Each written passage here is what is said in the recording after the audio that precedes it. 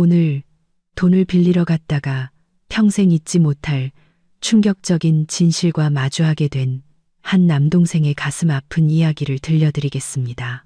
누나에게 돈을 빌리러 갔다가 매형이 오는 소리에 옷장에 숨었는데 그 옷장 틈새로 본 광경은 제 평생의 트라우마가 되었습니다. 저는 작은 시골 마을의 평범한 가정에서 막내로 태어났습니다. 어릴 때부터 부모님과 누나의 지극한 보살핌 덕분에 힘든 일 한 번 안 하고 하고 싶은 대로 살았습니다. 부모님은 막내라고 오냐오냐 하셨고 누나는 저에게 누나이자 걸어 다니는 지갑이었습니다.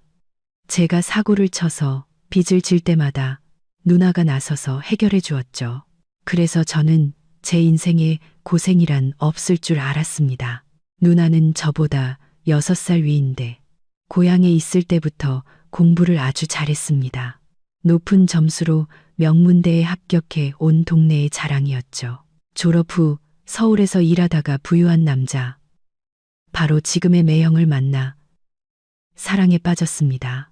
누나의 결혼 소식에 부모님은 기쁨을 감추지 못하셨고 저는 속으로 이제 우리 가족을 책임져 줄 사람이 생겼구나 하고 생각했습니다. 누나가 시집간 후 매달 꼬박꼬박 돈이 왔고 집안 살림도 하나둘씩 새 것으로 바뀌었습니다. 부모님은 동네방네 딸이 부잣집으로 시집갔다고 사위가 서울에서 큰 회사 사장이라고 자랑하고 다니셨죠.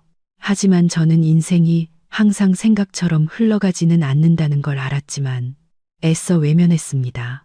지난주 저는 친구들과 동네에 PC방을 차리기로 했습니다. 각자 300만 원씩 내야 했는데 저는 모아둔 돈이 50만 원밖에 없었습니다. 누나 생각이 나서 바로 전화를 걸었죠. 누나, 나 사업 시작하는데 자금이 좀 부족해서 300만 원만 빌려줄 수 있어. 수화기 너머로 침묵이 흘렀습니다. 몇 초 후 누나는 알았어. 하지만 이번이 마지막이야. 서울로 와. 직접 줄게. 라고 말했습니다. 그 말을 듣고 저는 뛸 듯이 기뻤습니다. 누나가 돈을 주면서 예전처럼 맛있는 음식과 새 옷까지 챙겨주는 모습을 상상했죠. 깊은 생각 없이 그저 마음이 가벼워졌습니다. 그날 오후 저는 서울행 버스를 탔고 도착하니 저녁 7시가 다 된 시간이었습니다.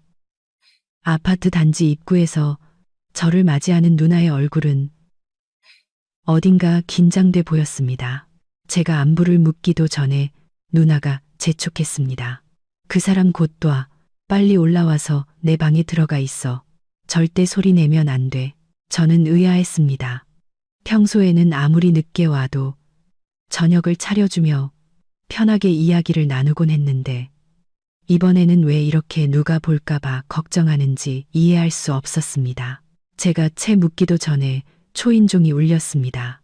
누나는 얼굴이 하얗게 질려 제 손을 끌었습니다. 빨리 이 옷장 안에 숨어. 누나, 왜 이래? 일단 숨어. 나중에 내가 부를게. 저는 당황했지만 누나 말대로 했습니다. 누나의 침실에 있는 작은 나무 옷장은 어둡고 좁았으며 눅눅한 냄새가 났습니다. 저는 숨을 죽이고 몸을 웅크려 앉았습니다. 옷장 문틈으로 거실 불이 켜지는 것이 보였고 누나의 구두 소리가 다급하게 현관으로 향했습니다. 문이 열리고 낮고 짜증 섞인 매형의 목소리가 들렸습니다. 뭐 하느라 이제야 문을 열어? 하루 종일 집에 있으면서 그 작은 일 하나 제대로 못해? 누나는 조용히 대답했습니다. 주방 정리하다가 벨 소리 듣고 바로 나왔어요. 매형은 흥소리를 내며 아무 말도 하지 않았습니다. 저는 숨을 죽이고 지켜봤습니다. 누나는 조심스럽게 매형의 신발을 벗기고 양말을 받아들고는 주방으로 가서 물을 타왔습니다. 그런데 찻잔을 내밀던 누나의 손이 살짝 떨리면서 찬물이 넘쳐 매형의 소매를 적셨습니다. 아이고, 칠칠 맞기는. 이래서 뭘 제대로 하겠어. 정말 쓸모없는 인간. 매형이 소리치자 찻잔이 깨지는 소리와 함께 누나의 겁에 질린 목소리가 들렸습니다. 미안해요. 바로 닦을게요. 저는 제 귀를 의심했습니다. 매형이 손을 들어 누나의 뺨을 때리는 것을 본 것입니다. 누나는 바닥에 쓰러져 뺨을 감싸 쥐었습니다. 제 얼굴은 뜨거워지고 주먹은 저절로 쥐어졌습니다. 당장이라도 뛰쳐나가고 싶었지만 일을 크게 만들면 누나가 더 곤란해질까봐 참았습니다. 누나는 비틀거리며 일어나 아무 말 없이 물기 묻은 바닥을 닦기 시작했습니다. 매형은 화를 내며 욕실로 들어가 문을 세게 닫았습니다. 그때 누나가 조용히 옷장으로 다가와 문을 살짝 열었습니다. 눈가가 빨개진 누나가 저를 보며 말했습니다. 욕실 들어갔어. 나와. 저는 밖으로 나오며 당황해서 물었습니다. 누나, 방금. 누나는 제 말을 끊고 손에 봉투 하나를 쥐어주었습니다. 돈 가지고 빨리 가. 더 이상 있지 마. 안 가. 나 저 인간이랑 얘기해야겠어. 아니 가. 누난 괜찮아. 제가 망설이는 사이 누나는 거의 저를 문 밖으로 밀어냈습니다. 문이 쿵 닫히고 저는 차갑고 긴 복도에 홀로 남겨졌습니다. 머릿속이 복잡했습니다. 누나처럼 똑똑하고 멋진 사람이 왜 이런 삶을 살아야 하는지 이해할 수 없었습니다. 그리고 저는 그저 누나에게 빌부터 사는 무능한 동생일 뿐이었습니다. 온갖 수모를 견디는 누나에게서 돈을 받아들고 있는 제 자신이 너무나 한심했습니다. 하지만 문득 이런 생각이 들었습니다. 만약 누나가 이혼하면 우리 가족은 어떻게 살지? 부모님은 슬퍼하실 거고 나는 경제적 지원을 잃게 될 것이다. 모든 것이 무너질 것이다. 저는 가로등 불빛 아래를 정처 없이 걸으며 갈등했습니다. 이 사실을 말해야 할까? 아니면 침묵해야 할까? 저는 12층 누나의 집 현관문 앞에서 복잡한 마음으로 서성였습니다. 문은 이미 굳게 닫혀 다시 돌아가 이야기할 길은 없었습니다. 손에는 누나가 급히 쥐어준 돈 봉투가 여전히 들려 있었습니다. 봉투는 불덩이처럼 뜨겁게 느껴졌습니다. 그것은 더 이상 돈이 아니라 제가 무심코 누나에게 안겨준 상처이자 굴욕이었습니다. 저는 천천히 비상계단을 내려갔습니다. 엘리베이터는 복도 저편에 있었지만 누구와도 마주치고 싶지 않았습니다.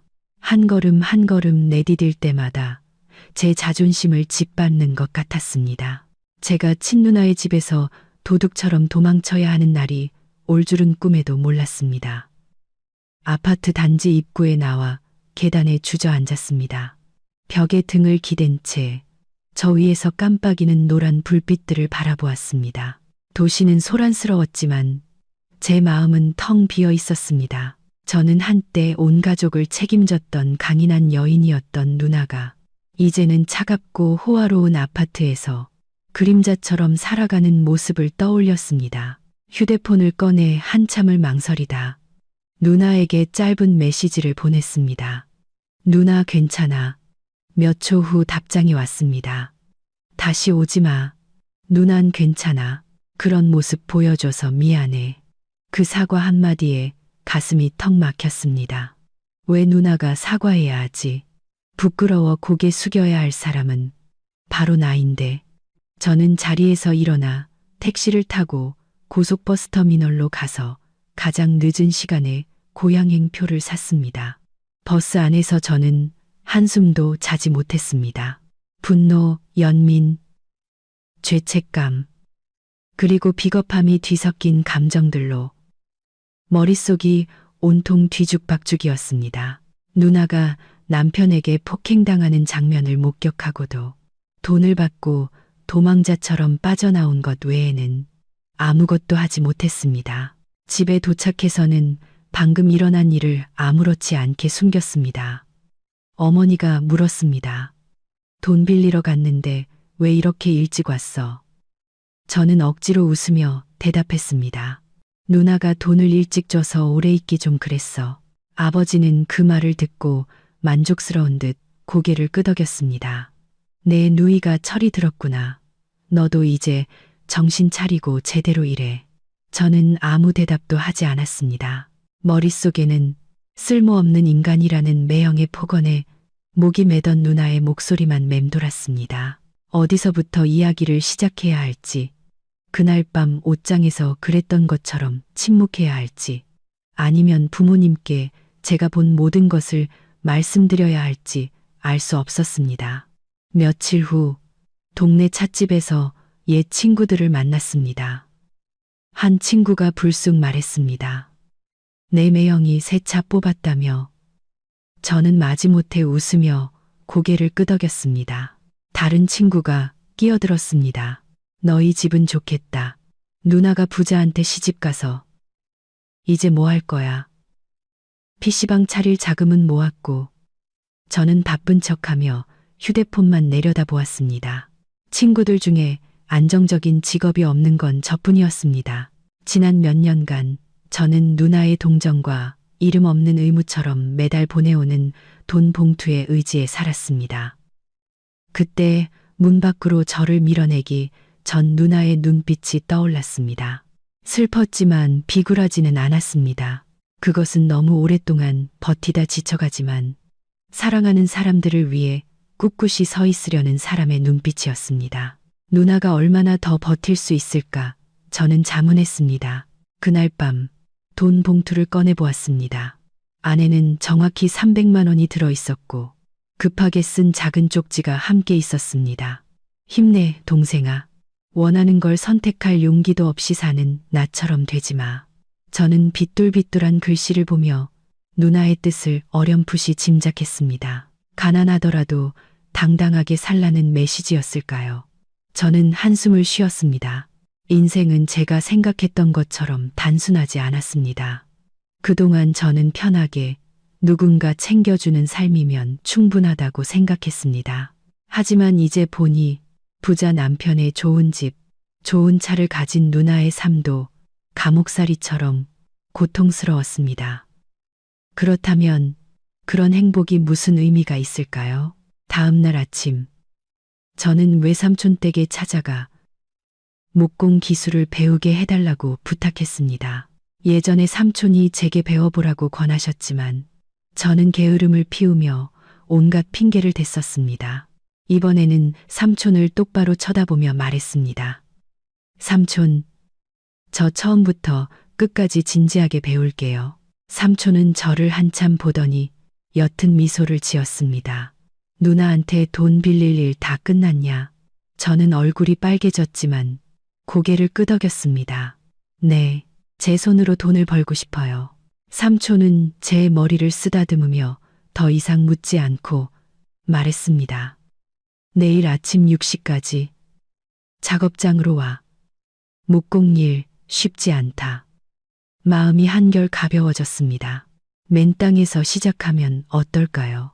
더 이상 어둠 속에 살지 않아도 되고 다른 사람이나 제 자신에게서 경멸의 눈초리를 피하기 위해 옷장에 숨지 않아도 된다면 그걸로 충분했습니다. 그날 저녁 누나에게 메시지를 보냈습니다. 나 목공일 배우기 시작했어. 예전처럼 살고 싶지 않아. 누나는 메시지를 읽고 답이 없었지만 몇 분 후 붉은 하트 이모티콘 하나를 보내왔습니다. 저는 누나가 미소 짓고 있다는 것을 알았습니다. 조용한 어둠 속에서 한 줄기 빛이 비치기 시작했습니다. 그것은 300만 원짜리 돈 봉투에서 나온 것이 아니라 제 안에서 조용히 깨어난 자각에서 비롯된 것이었습니다. 어렸을 때 저는 누나가 세상에서 가장 강한 사람이라고 생각했습니다. 누나는 소리치거나 시끄럽게 굴지 않았지만 집안에 무슨 일이 생길 때마다 항상 나서서 해결했습니다. 한 번은 아버지가 일하다 다치셨고 어머니는 충격으로 쓰러지셨습니다. 온 친척이 우왕좌왕할 때 누나만이 침착함을 유지했습니다. 그때 누나는 고작 고등학생이었지만 저를 데리고 병원을 뛰어다니며 돈을 빌려 부모님을 그 힘든 시기에서 구해냈습니다. 어릴 때부터 누나는 누구에게도 싫은 소리 한 번 한 적이 없었습니다. 공부도 잘하고 정이 많아 동네 사람 모두가 누나를 좋아했습니다. 사람들은 누나를 이 동네에서 제일 착하고 똑똑한 아이라고 불렀죠. 하지만 그 인내심 많은 성격이 양날의 검이 되었을지도 모릅니다. 그때 저는 어려서 아무것도 몰랐습니다. 그저 누나가 서울로 대학을 가고 졸업 후 외국계 회사에서 회계사로 일한다는 것만 알았죠. 가끔 고향에 내려올 때면 온갖 선물과 옷, 이웃집 아이들을 위한 과자까지 한가득 가져왔습니다. 모두가 내 누나는 정말 남다르다고 칭찬했습니다. 그러던 어느 날 누나는 키가 크고 말쑥하며 잘생긴 남자를 데려왔습니다. 자가용으로 데리러 오고 데려다 주는 모습에 부모님은 마치 금덩이라도 얻은 듯 기뻐하셨습니다. 아버지는 말씀하셨죠. 아버지는 말씀하셨죠. 딸은 이래야지. 시집 갈 거면 조건 좋은 사람 만나서 몸도 편하고 집안 걱정도 덜어야지.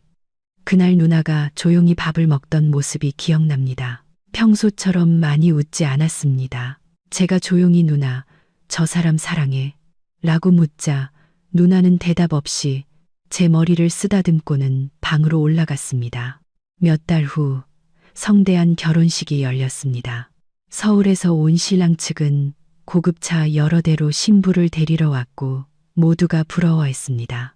어머니는 이 동네에서 우리처럼 딸을 좋은 집으로 시집 보낸 집은 없을 거야 라고 몇 번이나 말씀하셨습니다. 저 역시 그때는 누나가 부자에게 시집가서 온 가족이 덕을 본다고 생각하며 으쓱했습니다. 하지만 결혼한 지 1년 후 누나가 제사에 참석하러 고향에 왔을 때 저는 누나의 눈빛이 예전과 달라졌다는 것을 깨달았습니다. 졸업했을 때처럼 반짝이지도 않았고 이야기 속에 기쁨도 없었습니다. 누나는 자주 멍하니 있었고 적게 먹었으며 큰 소리에 깜짝 놀라곤 했습니다. 제가 매형이 잘해주냐고 묻자 누나는 슬프게 웃으며 말했습니다. 부자들은 사랑도 좀 차가울 때가 있어. 그때는 그 말을 이해하지 못했습니다. 그저 누나가 예전의 누나가 아니라고만 느꼈습니다. 그 제사 이후로 누나는 고향에 더 드물게 내려왔습니다. 한 번은 어머니가 전화해서 오라고 재촉하자 누나는 일이 바쁘다며 거절했습니다. 아버지는 화를 내셨습니다.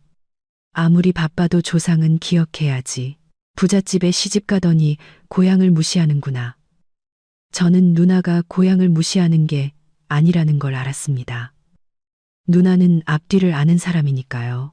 아마 오기 싫었던 이유는 아무에게도 지금의 자신을 보여주고 싶지 않았기 때문일 겁니다. 성공한 남편과 호화로운 집을 가졌지만 마음은 마른 나뭇가지처럼 외로운 누나의 모습을. 그러다 한 번은 서울에 누나를 보러 갔다가 아파트 아래에 서 있는 낯선 남자를 우연히 만났습니다. 그는 저를 보더니 물었습니다. 혹시 선희 동생이세요? 저는 놀라서 고개를 끄덕였습니다. 저는 준영이라고 합니다. 누나의 옛 친구예요. 우리는 근처 카페에 앉아 이야기를 나눴습니다. 준영 씨는 누나의 대학 시절, 힘들었던 시절, 이야기를 많이 해주었습니다. 누나가 서점에서 아르바이트하고 과외를 하고 친구들 머리를 공짜로 잘라주던 이야기들. 그리고 특히 그가 누나의 옛 연인이었다는 사실을. 그는 누나와 결혼까지 생각했지만 그의 집안에서 극심하게 반대했다고 합니다. 그의 어머니는 누나가 시골 출신이라 집안 수준이 맞지 않는다고 하셨답니다. 그래서요. 심장이 세차게 뛰었습니다. 그는 먼 곳을 바라보며 목맨 소리로 말했습니다. 그래서 선희가 저와 헤어졌어요. 원망 한마디, 화 한 번 내지 않고 단지 사랑 때문에 오빠가 가족을 버려야 한다면 내가 그 원인이 되고 싶지 않아라고만 했어요. 저는 충격에 빠졌습니다. 누나가 그렇게 열렬히 사랑했고 자신의 감정을 위해 살았던 때가 있었다니. 하지만 가족과 편견 때문에 모든 것을 포기하고 소위 조건 때문에 사랑 없는 결혼을 선택했던 것입니다. 저는 누나가 왜 한 번도 불평하지 않았는지 그제야 이해했습니다. 누나는 침묵 속에서 인내하며 주변 사람들이 슬퍼하지 않도록 자신을 희생하는데 익숙해져 있었던 것입니다. 저는 준영 씨에게 물었습니다. 아직도 누나를 사랑하세요? 그는 슬프게 웃었습니다. 사랑하든 안 하든 이제 중요하지 않아요. 중요한 건 만약 누나가 힘들다면 혼자 두지 말라는 겁니다. 그 말은 제 가슴을 후려치는 것 같았습니다. 저는 지난 몇 년간 누나를 감정 없는 현금 인출기처럼 여겼습니다. 이제와 돌아보니 제가 얼마나 이기적이고 무심했는지 깨달았습니다. 그날 밤 집에 돌아와 누나와 함께 찍은 옛 사진들을 뒤적였습니다. 모든 사진 속에서 누나는 웃고 있었습니다. 부드러운 미소, 반짝이는 눈빛. 저는 종이를 꺼내 한 문장을 썼습니다. 누나, 미안해. 저는 그 종이를 접어 선물과 함께 누나에게 보낼 생각이었습니다. 큰 물질적인 것이 아니라 누나가 결코 지치거나 슬퍼하지 않는 슈퍼맨이라고 생각했던 철없는 동생의 뒤늦은 감사와 미안함을 담아서. 하지만 저는 이것이 앞으로 다가올 일들의 시작에 불과하다는 것을 알고 있었습니다. 준영 씨와 대화한 지 일주일이 지났지만 저는 여전히 불안한 마음을 떨칠 수 없었습니다. 누나에 대한 모든 기억이 머릿속에서 느린 필름처럼 돌아갔습니다. 저는 누나의 부드러운 외면 뒤에 폭풍우가 몰아치는 거대한 세계가 있다는 것을 깨닫기 시작했습니다. 저 같은 가족조차 한 번도 발을 들여놓지 않았고 이해하려 하지 않았으며 제대로 관심을 기울이지 않았던 세계를 언어의 진력. 제가 삼촌의 목공소에서 널빤지를 손질하고 있을 때 갑자기 전화가 울렸습니다. 모르는 번호였습니다. 여보세요. 민준 씨 맞으시죠? 네. 맞는데요. 누구? 저. 준영입니다. 지난번에 서울에서 뵈었던. 저는 뜻밖의 연락에 놀랐습니다. 그가 제 번호를 저장해두고 먼저 연락할 줄은 몰랐습니다. 제가 지금 출장차 고향 근처에 왔는데 잠시 뵐 수 있을까요? 국도변에 있는 카페에 앉아 있습니다. 저는 손을 닦고 얼굴을 씻은 뒤 서둘러 자전거를 타고 그곳으로 향했습니다.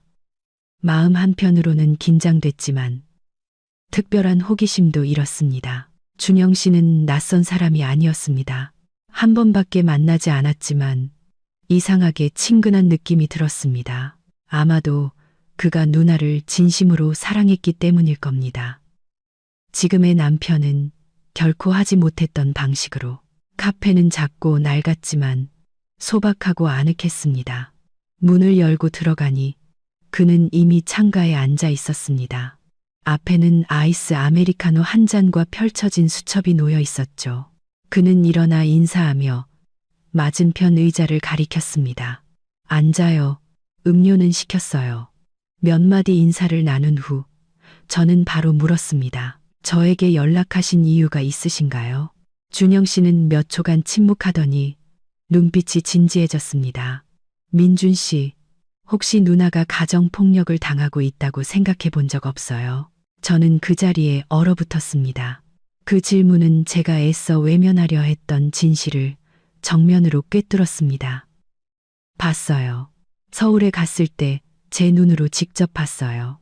그런데 뭘 어떻게 해야 할지 모르겠어요. 그는 공감한다는 듯 고개를 끄덕였습니다. 그는 수첩을 열어 종이 한 장을 꺼냈습니다. 법조계에 있는 친구를 통해 알아봤어요. 여기 서울에 있는 가정폭력 피해 여성을 위한 지원센터 주소예요. 누나가 이곳에 가서 무료로 상담받을 수 있을 겁니다. 저는 떨리는 손으로 종이를 받았습니다. 여성평안센터 서울시 종로구. 목이 메었습니다. 형은 왜 누나를? 두 분은 이미 끝났는데. 준영 씨는 슬프지만 씁쓸하지 않은 미소를 지었습니다. 저는 선희를 사랑했고 사실 한 번도 그 마음이 변한 적 없어요. 하지만 선희는 남을 위해 사는 사람이었어요. 부모님이 반대했을 때 저를 곤란하게 하지 않으려고 스스로 물러났죠. 지금의 남편과 결혼하기로 했을 때 저는 그녀가 행복하지 않을 거라는 걸 알았어요. 하지만 그녀는 절대 말하지 않았죠. 그 결혼 덕분에 가족이 더 나은 삶을 살 거라고 믿었으니까요. 저는 고개를 숙였습니다. 눈가가 뜨거워졌습니다. 짧은 순간 저는 준영 씨가 누나와 너무나 닮았다고 생각했습니다. 항상 다른 사람을 위해 희생하고 억지 미소로 고통을 감추는 모습이. 누나는 이런 센터가 있는지도 모를 거예요. 그러니 민준 씨가 알려줘야 해요. 하지만 강요하지는 말고 단지 혼자가 아니라는 걸 알려주세요. 준영 씨는 한숨을 쉬고는 부드러운 목소리로 말을 이었습니다. 사실 아직도 마음에 걸리는 게 하나 있어요. 저는 그를 바라보며 기다렸습니다. 그때 선희가 저와 헤어지고 몇 달 만에 지금 남편과 약혼했어요. 친구들을 통해 소식을 들었죠. 그때까지만 해도 부모님을 설득할 수 있을 거라 희망을 가졌는데 결혼 소식을 듣고는 그날 밤새도록 술을 마시며 자책했어요. 혹시 그녀는 나를 사랑한 적이 없었던 건 아닐까 하고요. 누나한테 물어보진 않았고요. 저는 궁금했습니다. 아니요. 다시 만났을 땐 이미 남의 아내가 되어 있었으니까. 마트에서 마주쳤는데 가볍게 고개를 끄덕이며 아는 사람처럼 웃더군요. 눈빛이 슬펐어요. 그 순간 깨달았죠. 그녀는 나를 진심으로 사랑했지만 주변 사람들에게 상처를 덜 주기 위해 있는 길을 택했다는 걸. 저는 손에 쥔 종이를 꽉 쥐었습니다. 갑자기 무언가 해야겠다는 생각이 들었습니다. 누나를 동정해서가 아니라 너무나 오랫동안 혈육의 고통 앞에서 눈뜬장님처럼 살아왔기 때문입니다. 누나는 너무 많은 것을 희생했습니다. 이제는 다른 누군가가 나서야 할 때였습니다. 돌아오는 길에 저는 동네 작은 사진관에 들러 옛 사진 한 장을 다시 인화해달라고 부탁했습니다. 제가 10살 생일에 누나와 함께 찍은 사진이었습니다. 사진 속 누나는 하얀 셔츠를 입고 머리를 단정하게 묶은 채 제 손을 잡고 있었습니다. 초여름 햇살처럼 환한 눈빛으로 저는 사진 뒷면에 또박또박 글씨를 썼습니다. 언젠가 누나가 자기 자신을 잃어버린 것 같다고 느낄 때 누나가 얼마나 용감하고 아름다운 사람이었는지 기억해줘. 저는 사진을 조심스럽게 포장하고 여성지원센터 주소가 적힌 종이와 함께 봉투에 넣었습니다. 우체국을 통해 누나에게 보냈습니다.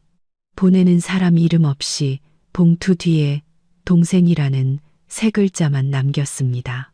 누나가 어떻게 반응할지는 몰랐지만 저는 누나의 마음 깊은 곳에 여전히 불씨가 남아있다고 믿었습니다. 작은 바람만 불어도 다시 타오를 수 있는 불씨가. 편지를 보낸 며칠 동안 저는 마치 가시방석에 앉은 듯 초조했습니다. 누나가 편지를 받았을지, 읽었을지, 무슨 생각을 할지 알 수 없었습니다. 저는 누나가 가장 힘들 때조차 침묵하는 것에 너무나 익숙해져 있었습니다. 그 인내심은 힘인 동시에 굴레였습니다. 그날 아침, 목공소에서 나무를 자르고 있는데 전화가 울렸습니다. 집 전화번호 모르는 번호였습니다. 여보세요. 수화기 너머에서 몇 초간 침묵이 흐르더니 작지만 억제된 익숙한 목소리가 들려왔습니다. 민준아, 누나야. 저는 하마터면 휴대폰을 떨어뜨릴 뻔했습니다. 누나가 제게 전화를 하다니. 누나, 잘 지내? 저는 어색하게 물었습니다. 네가 보낸 편지, 맞지? 저는 마른 침을 삼키며 조용히 대답했습니다. 네. 미리 말 안 해서 미안해. 누나는 침묵하다가 한숨을 쉬었습니다. 네가 보낸 사진, 나 그런 사진이 있었는지도 잊고 있었어. 사진 속 내 모습이 낯설더라. 내가 예전엔 저렇게 행복했었나. 목이 메어왔습니다. 무언가 말하고 싶었지만 누나를 울리지 않으면서도 위로가 될 만한 단어를 찾을 수 없었습니다. 그리고 그 주소, 누나가 말을 이었습니다. 아직 가보진 않았지만 휴대폰에 저장해뒀어. 저는 입술을 깨물었습니다. 그것만으로도 큰 진전이었습니다. 누나는 잠시 멈췄다가 말했습니다. 민준아, 만약 언젠가 내가 떠나고 싶어지면 나를 받아줄 수 있겠니? 저는 누나가 볼 수 없다는 걸 알면서도 고개를 끄덕였습니다. 언제든지. 누나는 그냥 오기만 해. 우리 집 문은 항상 열려 있어. 나도 그렇고. 저는 처음으로 전화기 너머로 누나의 흐느끼는 소리를 들었고 이내 전화는 끊겼습니다. 더 이상의 말은 없었습니다. 저는 나무 냄새 가득한 작업실에 멍하니 앉아 있었습니다. 손에는 여전히 톱밥이 묻어 있었지만 마음은 온통 혼란스러웠습니다. 그날 밤 저는 누나의 SNS에 들어가 보았습니다. 누나는 거의 업데이트를 하지 않아 오랫동안 들여다보지 않았던 곳이었습니다. 누나의 페이지는 대부분 요리 레시피를 공유하거나 유치원에 다니는 어린 아들, 제 조카의 사진을 올리는 게 전부였습니다. 사진첩을 스크롤하다가 하루 전에 업데이트된 새 앨범을 발견했습니다. 설명 없이 단 한 장의 사진만 있었습니다. 주방에 서서 카메라를 등지고 있는 누나. 자신의 모습이었습니다. 창문으로 희미한 햇살이 들어와 누나의 깡마른 등을 비추고 있었습니다. 머리는 높이 묶고 등은 살짝 굽은 채 설거지를 하고 있었습니다. 창틀에는 제가 보낸 낡은 사진이 놓여 있었습니다.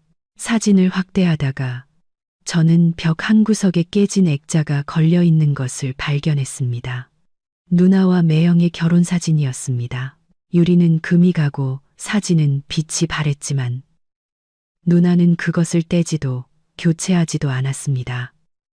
그것이 누나가 인내의 한계에 다다랐다는 신호일까요? 이틀 후 모르는 계정으로 영상통화가 걸려왔습니다. 저는 별 생각 없이 받았습니다. 화면에 나타난 것은 화장기 없는 누나의 얼굴이었습니다. 눈은 살짝 부어 있었지만 눈빛은 평소보다 또렷했습니다. 민준아, 누나가 너한테 보여줄 게 있어. 누나는 카메라를 식탁으로 돌렸습니다. 식탁 위에는 휴대폰이 놓여 있었고 화면에는 23분 길이의 녹음 파일이 재생되고 있었습니다. 그 안에는 매형의 목소리가 똑똑히 담겨 있었습니다. 내가 뭔데 나한테 대들어? 아들 하나 못 낳는 여자는 버려지는 거야. 그리고 쟤는 내 조카야. 내가 애지중지 키우는데 어디서 함부로 의심을 해. 저는 거기까지 듣고 피가 거꾸로 솟는 것 같았습니다. 누나는 모욕당하고 폭행당하고 이제는 남편의 조카와 말도 안 되는 의심까지 받고 있었습니다. 누나, 이거 언제 녹음한 거야? 저는 떨리는 목소리로 물었습니다.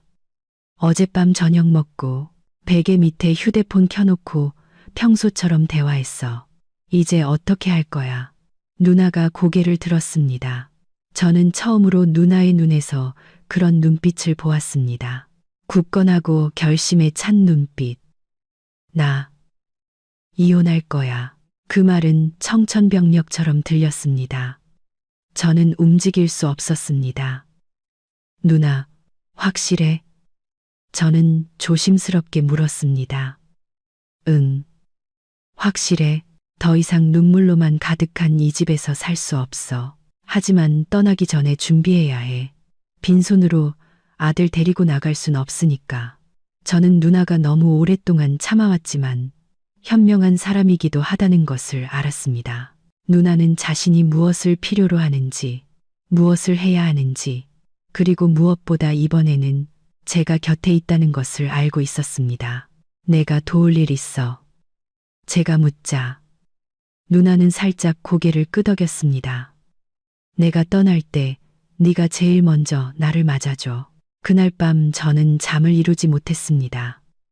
유튜브에 가정폭력 피해 시 대처법, 이혼 전 준비사항, 양육권 지키는 방법 등을 검색했습니다.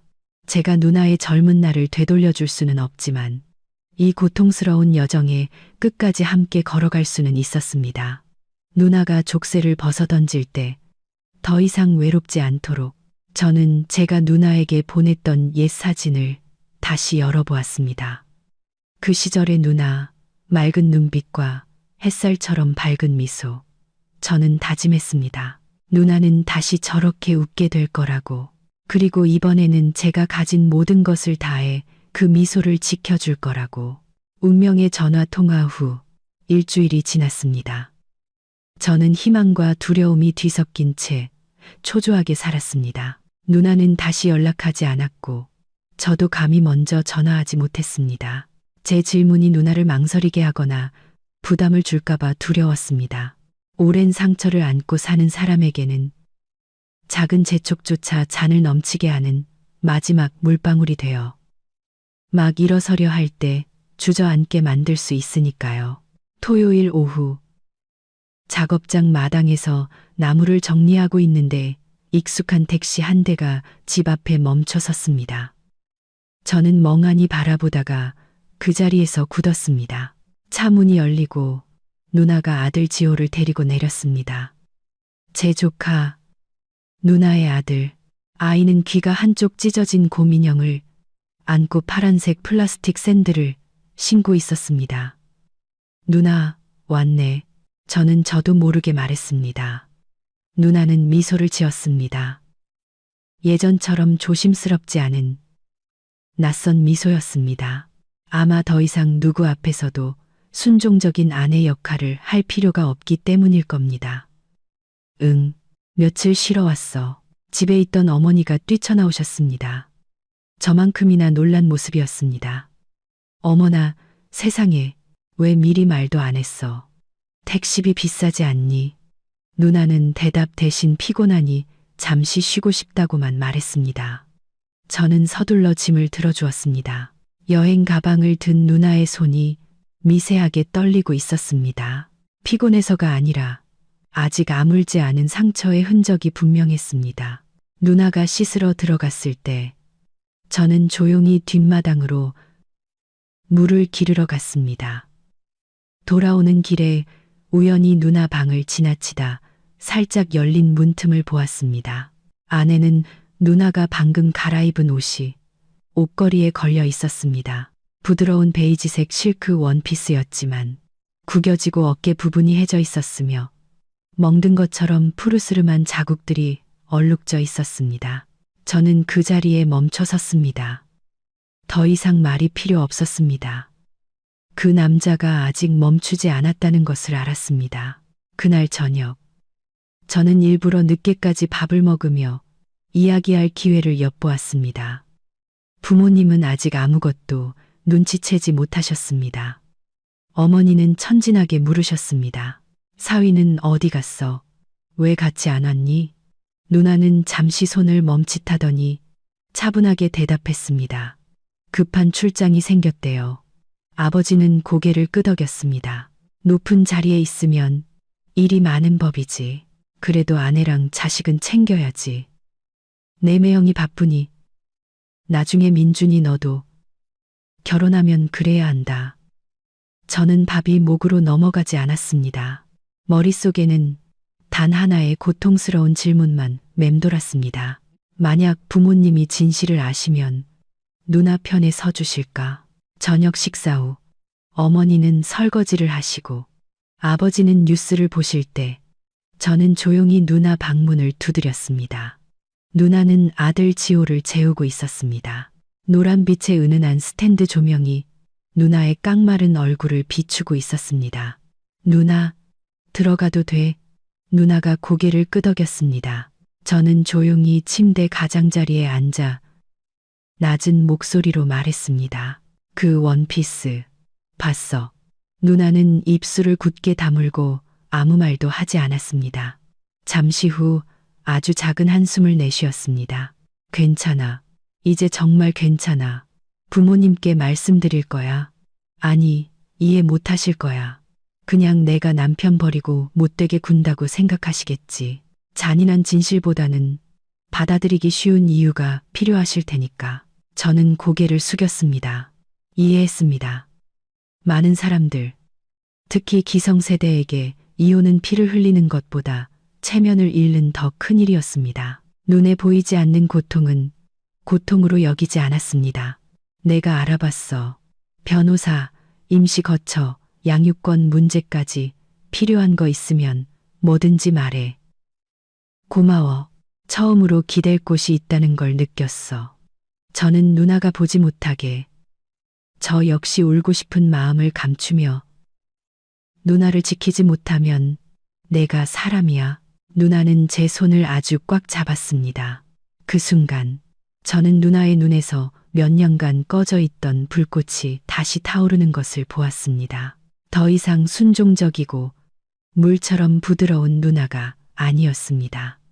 아픔을 알고 일어서고 자신을 지킬 줄 아는 한 여인이었습니다. 다음 날 아침, 누나는 일찍 시장에 가서 장을 봐왔습니다. 어머니는 딸이 와서 엄마가 좋아하는 김치찌개 끓여주네라며 기뻐하셨습니다. 누나는 고개를 끄덕이며 웃었지만 눈빛은 아주 슬펐습니다. 저는 옆에 서서 조용히 속삭였습니다. 누나, 이제 애쓰지 않아도 돼. 누나는 대답 없이 어깨를 으쓱했지만 저는 누나가 제 말을 이해했다는 것을 알았습니다. 점심때 온 가족이 낮잠을 자고 있을 때 누나 방에서 전화벨 소리가 들렸습니다. 들어갈 생각은 없었지만 마침 지나가는데 화면에 발신자 이름이 보였습니다. 그 사람, 누나가 전화를 받았다. 저는 문 밖에서 멈춰 섰습니다. 매형의 거친 목소리가 들려왔습니다. 고향에 내려간 건 무슨 뜻이야? 내가 허락 안 했잖아. 내 가족까지 이 일에 끌어들이고 싶어. 누나의 목소리는 아주 침착했습니다. 친정에 오는데 당신 허락 필요 없어요. 그리고 계속 협박하면 그 녹음 파일 변호사에게 보낼 거예요. 수화기 너머에서 잠시 침묵이 흘렀습니다. 저는 으르렁거리는 소리와 함께 전화가 끊기는 소리를 똑똑히 들었습니다. 누나가 문을 열고 나왔습니다. 제가 서 있는 것을 보고도 놀라지 않았습니다. 누나는 저를 보며 조용히 말했습니다. 나 준비됐어. 민준아. 저는 고개를 끄덕였습니다. 심장이 세차게 뛰었습니다. 저는 누나 인생의 새로운 장이 곧 시작될 것이고 이번에는 누나가 혼자 걷지 않을 것이라는 것을 알았습니다. 누나가 돌아온 후 집안 분위기는 어딘가 부드러워졌지만 동시에 식어가는 잿불처럼 불안한 기운이 감돌았습니다. 부모님은 여전히 누나가 며칠 쉬러 온 줄로만 아셨습니다. 어머니는 동네 사람들에게 딸이 도시에서 시집살이 하다가 선물과 돈을 가지고 왔다고 자랑하셨고 아버지는 누나가 선물한 시계를 만지작거리며 자랑스러운 눈빛을 감추지 못하셨습니다. 이번 귀향이 집이 그리워서도 한가해서도 아니라는 것을 아는 건 저뿐이었습니다. 누나는 낡고 녹슨 숨막히는 화려한 새장 같은 과거의 삶을 버릴 계획을 세우고 있었습니다. 그날 밤 온 가족이 일찍 잠자리에 들었습니다. 저는 침대에서 뒤척이며 잠을 이루지 못했습니다. 밖에서 들려오는 벌레 소리와 옆 침대에서 들려오는 조카의 고른 숨소리가 뒤섞였습니다. 잠을 깨려고 우물가에 세수하러 가려는데 누나 방에서 속삭이는 소리가 들렸습니다. 두 침실 사이의 벽은 얇은 판자였고 어릴 때부터 알던 작은 틈이 있었습니다. 저는 판자의 귀를 바싹 대었습니다. 울음 섞인 누나의 목소리가 들려왔습니다. 나 다시 시작할 수 있을까? 잠시 후 다른 여성의 목소리가 대답했습니다. 아마 누나 친구인 듯 했습니다. 다시 시작해야지. 네가 약해서가 아니라 네가 그렇게 살 자격이 있으니까. 하지만 이혼하면 가족들이 어떻게 생각할까? 다들 내가 행복을 지키지 못했다고 비난할 거야. 비난받더라도 내 마음대로 사는 게 평생 눈물 속에서 고개 숙이고 사는 것보다 나아. 계속 희생하면서 남들이 알아주길 바라면 안 돼. 네가 계속 침묵하면 아무도 몰라. 누나의 목소리가 떨렸습니다. 알아. 하지만 부모님, 너, 그리고 지호까지 너무 미안해. 그 사람들을 사랑하는 만큼 너 자신을 먼저 사랑해야 해. 너는 돈 찍어내는 기계도 아니고 가족의 갑옷도 아니야. 너는 사람이고 여자고 사랑받을 자격이 있어. 저는 등을 돌려 차가운 바닥에 주저앉았습니다. 씁쓸한 감정이 밀려왔습니다. 지난 몇 년간 누나는 자신을 위해 살아온 적이 없었습니다. 저는 똑똑하고 부자에게 시집가서 서울에 살며 살아있는 ATM처럼 꼬박꼬박 돈을 보내주는 누나가 자랑스러웠습니다. 하지만 단 한 번도 누나에게 행복하냐고 물어본 적이 없었습니다. 다음 날 아침, 저는 핑계 삼아 밭에 채소를 따러 나갔지만 사실은 많은 생각을 하고 있었습니다. 누나에게 명확하게 묻고 싶었습니다. 내가 뭘 해주면 될까? 하지만 누나가 부담이나 동정을 느끼지 않도록 어디서부터 시작해야 할지 몰랐습니다. 해가 막 솟아오를 때 누나가 지호를 안고 마당으로 나오는 것을 보았습니다. 에어컨이 켜진 아파트에서 살던 아이는 이제 햇살 가득한 마당을 뛰어다니며 흙투성이가 된 채 환하게 웃고 있었습니다. 누나는 아들을 보며 더없이 온화한 눈빛을 하고 있었습니다. 저는 다가가 말했습니다. 누나, 나 들었어. 누나가 깜짝 놀라 돌아보았습니다. 어젯밤 일, 그 전화. 누나는 잠시 침묵하다가 조용히 고개를 끄덕였습니다. 어떻게 생각해? 저는 깊은 숨을 들이마셨습니다. 누나가 떠나야 한다고 생각해. 약해서가 아니라 너무 오랫동안 침묵 속에서 너무 강했으니까. 누나가 웃음을 터뜨렸습니다. 몇 년 만에 처음으로 눈물기 없는 누나의 웃음을 보았습니다. 누나는 제 손을 끌어 宽마루에 앉혔습니다. 어릴 적 우리가 함께 아이스크림을 먹던 곳이었습니다. 민준아, 너 정말 다 컸구나. 안 클 수가 없었지. 저는 웃으며 고개를 숙였습니다. 누나, 나 용서해줘. 지난 몇 년간 너무 철없이 살았어. 누나는 바람처럼 부드럽게 제 손을 쥐었습니다. 한 번도 널 원망한 적 없어. 다만 언젠가 네가 나처럼 희생이 의무라고 생각하며 조용히 참는 삶을 살게 될까봐 두려웠을 뿐이야. 누나의 말은 바늘처럼 제 가슴을 찔렀습니다. 나 갈 거야, 민준아. 하지만 도망치지는 않을 거야. 당당하게 이혼하고 양육권을 지키고 우리 고향에서 다시 시작할 거야. 여기서. 누나가 고개를 끄덕였습니다. 여기, 부모님 곁, 내 곁, 평범하지만 진심이 있는 것들 곁에서. 저는 갑자기 누나를 안아주고 싶었습니다. 어릴 적 친구에게 맞고 울면서 집에 돌아왔을 때 누나가 저를 안아주었던 것처럼. 그날 오후 누나는 지호를 데리고 시장에 갔습니다. 저는 조용히 누나의 옛 연인 준영 씨에게 전화를 걸었습니다. 형, 누나가 결심했어요. 도와주셔서 감사해요. 준영 씨는 낮은 목소리로 말했습니다. 내 누나는 더 좋은 삶을 살 자격이 있어. 그리고 넌 좋은 동생이야. 다시는 누나를 혼자 두지 마. 저는 휴대폰을 꽉 쥐었습니다. 그럴 일 없을 거예요. 이제 제가 누나 곁에 있을 겁니다. 저는 하늘을 보았습니다. 해가 뉘엿뉘엿 지고 있었습니다. 저녁 바람이 불어와 흙냄새를 실어 날랐습니다. 마음이 이상하게 평온해졌습니다.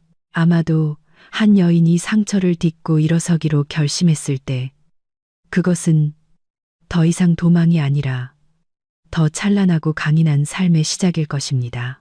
그리고 저는 누나가 제 어린 시절 내내 제 곁을 지켜주었던 것처럼 그 여정에서 누나와 함께 걸어갈 사람이라는 것을 알았습니다. 점심 식사 후 누나가 이불을 마당에 넣는 것을 보았습니다. 지호가 자주 뒹굴어서 침대를 깨끗하게 해야 한다며 방을 정리하고 싶다고 했습니다. 저는 누나가 사실 자신의 인생에서 가장 큰 걸음을 내딛기 위해 개인적인 공간을 찾고 있다는 것을 알았습니다. 수년간 이어진 굴욕적인 삶을 떨쳐내기 위한 준비였습니다. 어머니는 누나가 오래 머물 줄 알고 신이 나서 겨울 이불까지 함께 널며 제게 말씀하셨습니다. 너 페인트 좀 사와라. 누이 온 김에 방 좀 환하게 칠하자. 저는 억지로 웃었습니다. 어머니는 저 벽돌 하나, 옷걸이 하나가 곧 새로운 시작을 목격하게 될 것이라는 사실을 전혀 모르셨습니다. 그것은 귀향이 아니라 부활이었습니다. 그날 밤 온 가족이 잠든 후 저는 누나 방에서 나는 작은 소리에 잠이 깼습니다. 커튼을 젖히고 나가 나무 문에 귀를 기울였습니다. 아주 희미한 소리, 누군가 침대 밑에서 무언가를 끌어내는 소리가 들렸습니다. 저는 조용히 문을 두드렸습니다. 누나가 문을 열었습니다. 손에는 낡은 나무 상자가 들려 있었습니다. 누나가 시집갈 때 가져갔던 바로 그 상자였습니다. 저는 똑똑히 기억했습니다. 그때 누나는 그 상자를 기억 상자라고 불렀습니다. 안에는 대학 시절의 작은 물건들이 가득 들어 있었죠. 앉아. 누나가 조용히 물었습니다. 소리가 나서 뭐 필요한 거 있나 해서. 저는 웃었습니다. 누나는 바닥에 앉아 무릎 위에 상자를 올려놓았습니다. 이리 와 앉아. 민준아, 너한테 보여주고 싶은 게 있어. 저는 마주보고 앉았습니다. 누나가 뚜껑을 열자 낡은 나무 냄새와 빛바랜 종이 냄새가 섞여 풍겨 나왔습니다. 안에는 낡았지만 하나하나 누나 인생의 일부와 연결된 물건들이 있었습니다. L자가 수놓인 분홍색 손수건, 누나의 18살 생일 선물로 제가 아르바이트해서 번 돈으로 사준 것이었습니다. 모서리가 다 다른 붉은 벨벳 표지의 작은 일기장. 누나가 중학생 때 모았던 낡은 우표들이 담긴 주머니. 저는 물건들을 하나씩 들어보며 가슴이 뭉클해졌습니다. 누나는 일기장을 펼쳐 중간쯤에서 멈췄습니다. 그 페이지에는 부드러운 필체로 이렇게 쓰여 있었습니다. 결혼식 날, 울지도 웃지도 않았다. 이것이 행복인지 모르겠지만 온 가족이 내가 행복하길 바란다는 것을 안다. 그러니 나는 최선을 다해 살아갈 것이다. 누나는 일기장을 제게 건넸습니다. 저는 몇 줄 더 읽었습니다. 가슴이 무거워졌습니다. 시댁에 온 첫날 모든 것이 낯설다. 시어머니는 나를 위아래로 훑어보셨고 인사도 하지 않으셨다. 남편은 잘 적응하라고만 했다. 갑자기 외로워졌다. 저는 몇 장 더 넘겼습니다. 한 페이지는 물에 젖은 자국이 있었습니다. 빗물인지 눈물인지 알 수 없었습니다. 그가 처음으로 나를 때린 날, 나는 얼어붙었다. 그는 미안하다고 했다. 일 때문에 화가 나서 그랬다고. 나는 아이가 있고, 가족이 있고, 체면이 있기에 용서했다. 하지만 내 안에 무언가가 죽어버렸다. 저는 더 이상 읽을 수 없었습니다. 일기장을 내려놓고 고개를 들자 누나의 눈도 빨갛게 충혈되어 있었습니다. 이걸 왜 아직도 간직하고 있어? 내가 살아 있었고 사랑했고 믿었다는 것을 기억하기 위해, 그리고 다시는 돌아가지 않기 위해 저는 누나의 손을 꽉 잡았습니다. 누나 곁엔 내가 있어. 단 한 걸음도 돌아가게 두지 않을 거야. 누나는 조용히 고개를 끄덕이며 입술을 움직였습니다. 고마워. 네가 없었다면 아마 나는 여전히 이렇게 사는 게 당연하다고 생각했을 거야. 저는 할 말을 잃었습니다. 지난 몇 년간 저는 이기적으로 살았고 누나가 혼자 버티게 내버려 뒀습니다. 돈 달라고 손만 내밀었지. 한 번도 누나에게 행복하냐고 묻지 않았습니다. 어쩌면 저는 그 답을 알기가 두려웠을지도 모릅니다. 누나는 상자를 다시 여행 가방에 넣었습니다. 더 이상 침대 밑에 숨기지 않았습니다. 이번에는 숨길 것이 아무것도 없었습니다. 민준아, 솔직히 물어볼게. 내가 이혼 서류 내면 부모님이 날 미워하실까? 저는 누나를 진지하게 바라보았습니다. 처음에는 그러실 수도 있어. 하지만 결국 이해하실 거야. 누나는 남편을 버리는 게 아니라 자기 자신을 구하는 거니까. 누나는 미소를 지었습니다. 얇지만 당당한 미소였습니다. 그럼 나 갈게. 언제? 제가 물었습니다. 일주일 후. 서류 준비 다 되면. 저는 고개를 끄덕였습니다. 제 마음도 이미 준비되어 있었습니다. 그날 밤 저는 뒤척이다가 휴대폰을 열어 제 자신에게 짧은 일기를 썼습니다. 오늘 누나는 몇 년간 먼지 쌓인 상자를 다시 열었다. 그 안에는 기억과 고통, 묻혀버린 청춘의 일부가 있었다.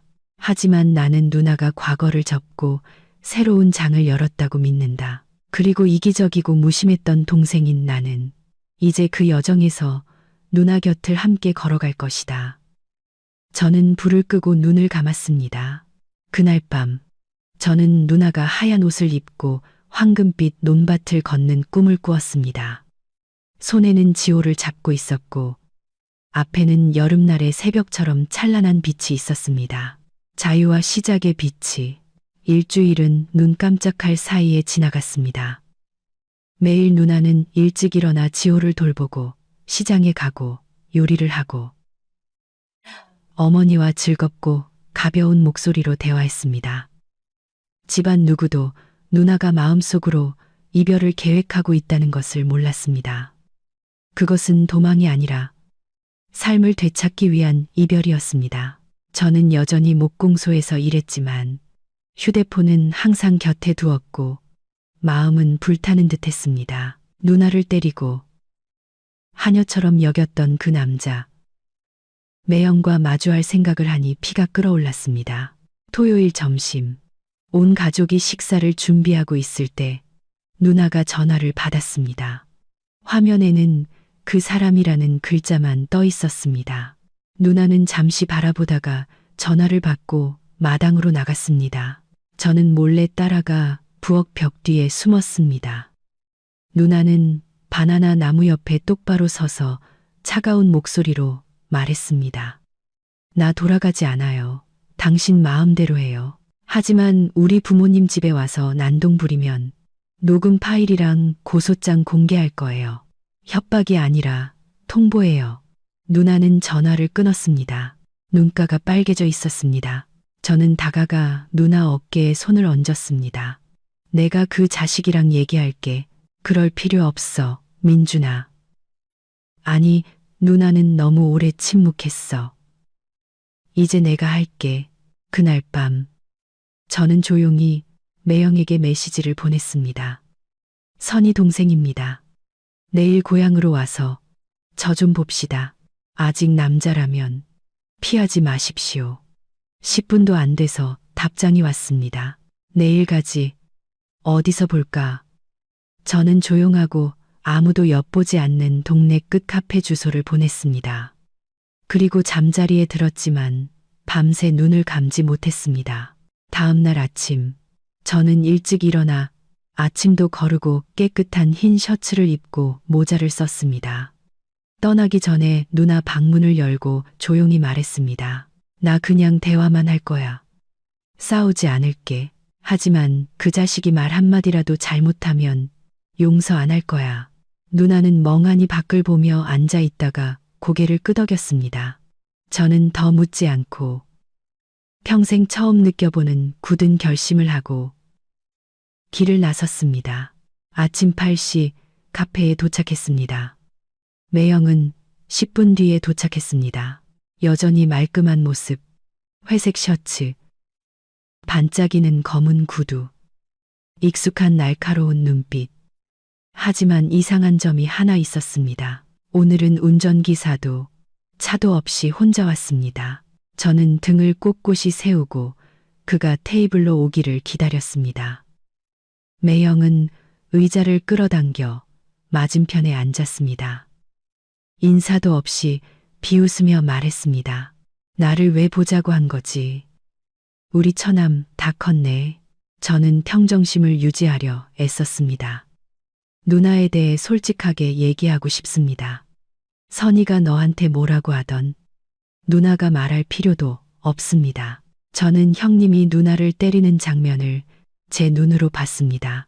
그리고 형님이 누나를 모욕하고 협박하는 녹음 파일도 들었고요. 그는 큰 소리로 웃었습니다. 아, 그랬군.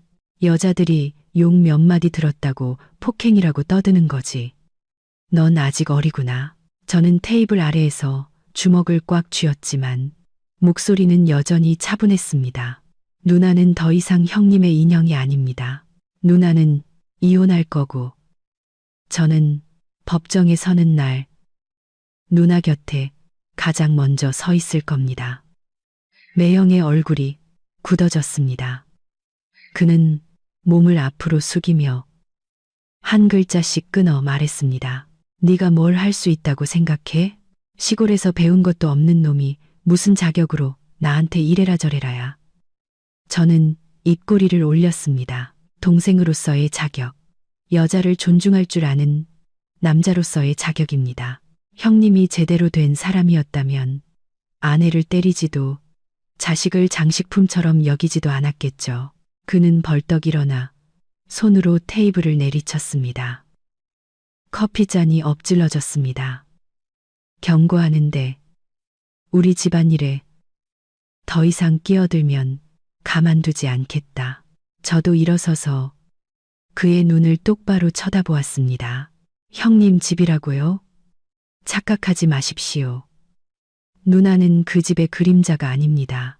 이제부터 누나는 자신의 인생을 스스로 결정할 것이고 저는 끝까지 누나와 함께 할 겁니다.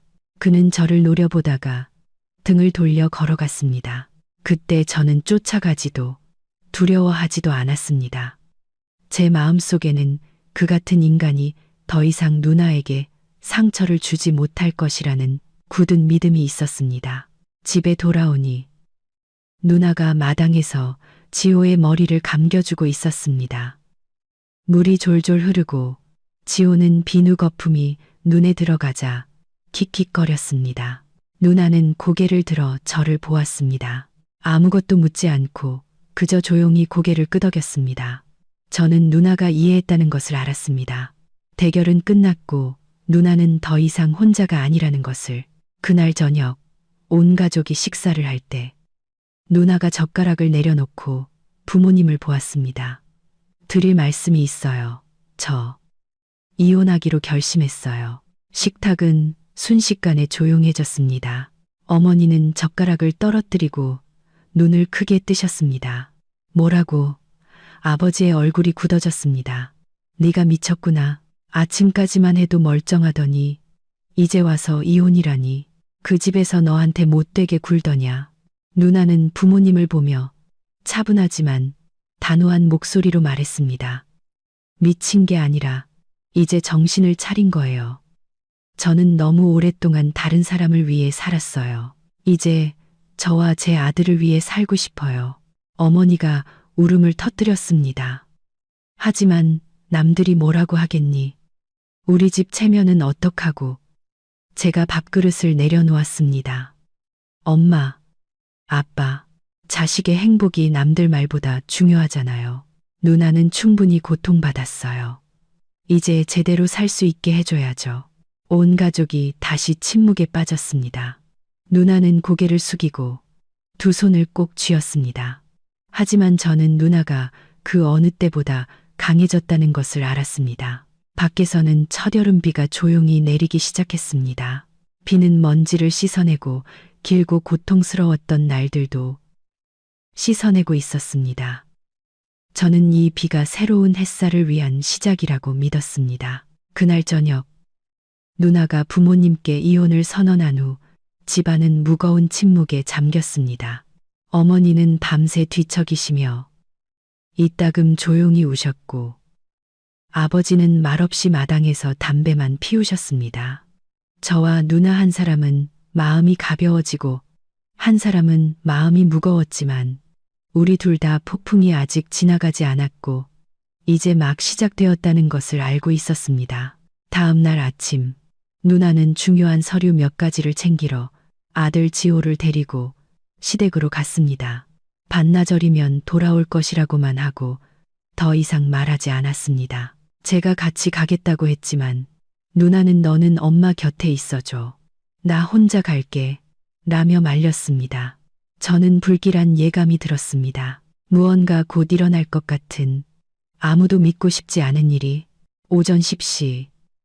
제가 작업장에서 나무 테이블을 닦고 있을 때 전화가 울렸습니다. 누나 번호였습니다. 여보세요. 누나. 벌써 왔어. 수화기 너머에서는 낯선 여자의 다급하고 겁에 질린 목소리가 들려왔습니다. 선희 씨 가족분 맞으시죠? 선희 씨가 계단에서 굴러서 지금 군립병원 응급실에 있어요. 제가 이웃인데 쓰러져 있는 걸 보고 데려왔어요. 제 손에서 힘이 빠져나가 휴대폰을 떨어뜨릴 뻔했습니다. 누나, 누나 괜찮아요? 저는 소리쳤습니다. 아직 몰라요. 의사 선생님이 검사 중이에요. 빨리 오세요. 저는 미친 듯이 집으로 달려가 소리쳤습니다. 엄마, 엄마, 누나가 다쳤대요. 마당에서 벼를 말리시던 어머니는 그 말을 듣자마자 바구니를 내던지고 다리를 후들거리셨습니다. 우리는 바로 오토바이를 타고 군립병원으로 향했습니다. 가는 내내 누나에게 계속 전화했지만 아무도 받지 않았습니다. 머리가 어지럽고 심장이 터질 것처럼 뛰었습니다. 우리가 도착했을 때 누나는 이미 응급실로 옮겨진 후였습니다. 굳게 닫힌 문 위로 붉은 등이 칼날처럼 심장을 베는 듯 했습니다. 어머니는 돌 의자에 주저앉아 얼굴을 감싸고 목 놓아 우셨습니다. 저는 의사를 찾아다녔습니다. 잠시 후 흰 가운을 입은 중년 남자가 심각한 표정으로 나왔습니다. 환자 선희 씨, 가족분, 어디 계십니까? 네, 저요. 저희 엄마도 여기 계세요. 환자분은 일단 위기는 넘겼습니다. 하지만 알려드릴 게 있습니다. 저는 그의 소매를 붙잡았습니다. 뭔데요? 환자분은 임신 10주가 넘은 상태였는데 강한 충격으로 인해 유산되었습니다. 어머니는 비명을 지르셨습니다. 저는 마치 누군가에게 가슴을 정통으로 맞은 것 같았습니다. 환자분도 몰랐을 수 있습니다. 검사 중에 발견했습니다. 정말 안타깝습니다. 의사는 고개를 숙이고 안으로 들어갔습니다. 저는 그 자리에 마비된 듯 서 있었습니다. 주변 모든 것이 흐릿해졌습니다. 누나는 임신 중이었습니다. 그 결혼 생활을 끝내려 준비하던 그 순간에도 누나는 작은 생명을 품고 있었습니다. 그리고 이제 그 아이는 사라졌습니다. 약 1시간 후 누나는 병실로 옮겨졌습니다. 저는 밖에서 하얀 침대에 누워있는 누나를 보았습니다. 창백한 얼굴, 감은 눈, 링거 바늘이 꽂힌 손. 안으로 들어가 차가운 누나의 손을 잡았습니다. 맥박이 희미했습니다. 잠시 후 누나가 눈을 떴습니다. 그 눈빛은 더 이상 두려움이 아니라 텅 비어 있었습니다. 저는 고개를 숙이고 차마 똑바로 쳐다보지 못했습니다. 누나가 입술을 움직였습니다. 너 알았구나. 저는 고개를 끄덕이며 목맨 소리로 말했습니다. 이혼이 끝나면 그때 생각하려고 했어. 그럼 계단에서 넘어진 건 정말 사고야? 누나는 눈을 감았습니다. 눈물이 흘러내렸습니다. 서류 챙기러 위층에 올라갔다가 그 사람을 만났어. 그 사람이 내 가방을 뺏어서 이혼 서류를 찢으려고 했어. 둘이 실랑이 하다가 내가 발을 헛디뎠어. 저는 이를 악물었습니다. 주먹이 꽉 쥐어졌습니다. 나 그 인간 고소할 거야. 이건 상해죄고 유산까지 시켰잖아. 누나는 고개를 저었습니다. 아니, 이혼을 전쟁으로 만들고 싶지 않아. 그냥 조용히 끝내고 싶어. 저는 소리쳤습니다. 조용히, 그 인간 때문에 누나가 아이를 잃고 죽을 뻔했는데 누나가 저를 돌아보았습니다. 눈빛이 얼음장처럼 차가웠습니다. 민준아, 나는 더 이상 잃을 게 없어. 아이도 돌아오지 않아. 내가 그냥 살아가고 싶다는데 더 이상 싸우게 만들지 마. 저는 더 이상 아무 말도 할 수 없었습니다. 목이 꽉 막혔습니다. 저는 그저 누나 곁에 앉아 손을 잡고 속으로 맹세할 뿐이었습니다. 누나는 아이를 잃었지만 누나에겐 아직 내가 있어. 내가 그 아이 목까지 평생 누나를 지킬게. 사흘 후 누나는 퇴원했습니다. 부모님은 더 이상 아무것도 묻지 않으셨습니다. 어머니는 조용히 닭죽을 끓이고 옷을 개고 누나가 쉴 침대를 미리 준비해 두셨습니다. 오후에 제가 오토바이를 몰아 누나를 집에 데려다 주었습니다. 오는 길에 누나가 제 등에 머리를 기대고 속삭였습니다. 나 다시 시작할 거야. 지호를 위해서, 그리고 나 자신을 위해서. 저는 돌아보지 않고 살짝 웃었습니다. 누나가 잃어버렸던 모든 것을 이제 되찾을 시간이었기 때문입니다. 앞에는 햇살과 갯집 냄새 가득한 작은 시골길이 펼쳐져 있었습니다. 더 이상 경적 소리도 경멸도 이를 악물고 내뱉는 폭언도 없었습니다. 그저 모든 것을 잃은 한 여인이 수년 만에 처음으로 진짜 삶을 시작하고 있었습니다. 운명적인 사고 이후 누나에 대한 집안의 태도는 완전히 바뀌었습니다. 더 이상 아무도 이혼을 부끄러운 일로 여기지 않았습니다. 어머니는 조용히 몸에 좋은 음식을 만드셨고 밤에는 누나 방에 와서 어릴 적 그랬던 것처럼 딸의 손발을 주물러 주셨습니다. 아버지는 말수가 줄었지만 이따금 담배를 끊고 쌀을 사와 죽을 끓이셨습니다. 사랑한다고 말하지는 않으셨지만 눈빛에는 더 이상 누나가 이혼을 선언했던 날의 분노가 없었습니다. 그리고 저는 병원에서 밤을 새운 후 더 이상 철없는 동생이 아니었습니다. 일찍 일어나 삼촌과 함께 목공소에 나가 힘든 일을 더 배우고 톱질을 하고 액자를 만들었습니다. 무언가를 증명하기 위해서가 아니라 이번에는 누나가 저에게 기댈 수 있다는 것을 알려주고 싶어서였습니다. 어느 아침 누나가 저를 뒷마당으로 불렀습니다. 눈빛이 슬픔 없이 단호했습니다. 민준아, 누나 좀 도와줘. 저는 생각할 필요도 없이 고개를 끄덕였습니다. 무슨 일이든 할게. 누나는 제게 서류 봉투 하나를 건넸습니다. 안에는 집문서, 등기부등본, 공동재산 계약서, 은행 계좌 사본, 그리고 이혼 소장이 들어 있었습니다. 이 서류들을 우체국에 가서 내용 증명으로 서울에 있는 변호사 사무실로 보내줘. 내가 믿는 분이야. 그분들이 나 대신 모든 절차를 처리해 주실 거야. 저는 서류 봉투를 든 손이 떨렸습니다. 10년 넘게 순종적으로 살아온 제 누나가 이제 행동할 준비를 마친 것이었습니다. 누나가 직접 안 나가도 돼. 제가 물었습니다. 나중에 나갈 거야. 법정에 설 때는 내가 갈 거야. 하지만 지금은 그 집에 다시 돌아가고 싶지 않아. 그 사람을 다시 만나고 싶지도 않고. 저는 고개를 끄덕였습니다. 누나가 법적 싸움에 들어가기 전 마지막 평온을 지키려 한다는 것을 이해했습니다. 하지만 이번에는 누나가 혼자가 아니었습니다. 그 사람이 난동 부릴까봐 걱정되지 않아? 저는 여전히 불안했습니다. 아니, 누나는 제 눈을 똑바로 보았습니다. 이제 무섭지 않아. 아무도, 그 사람조차도 나를 더 이상 상처 입힐 수 없어. 저는 처음으로 누나의 눈빛이 칼날처럼 날카롭고 강철처럼 단단하다는 것을 느꼈습니다. 가정의 평화라는 이름 아래 고개 숙였던 한 여인이 이제 자신을 위해 일어선 것이었습니다. 저는 서류를 붙이러 갔습니다. 돌아오는 길에 동네 낡은 사진관에 들러 사진 2장을 인화했습니다.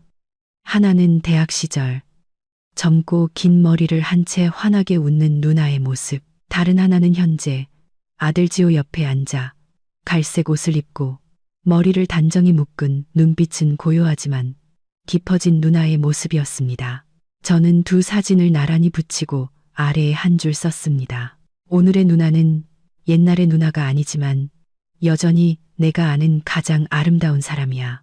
저는 조용히 그 사진을 누나 방벽에 붙였습니다. 누나는 그것을 보고 잠시 멈칫하더니 고개를 돌려 눈물을 닦았습니다.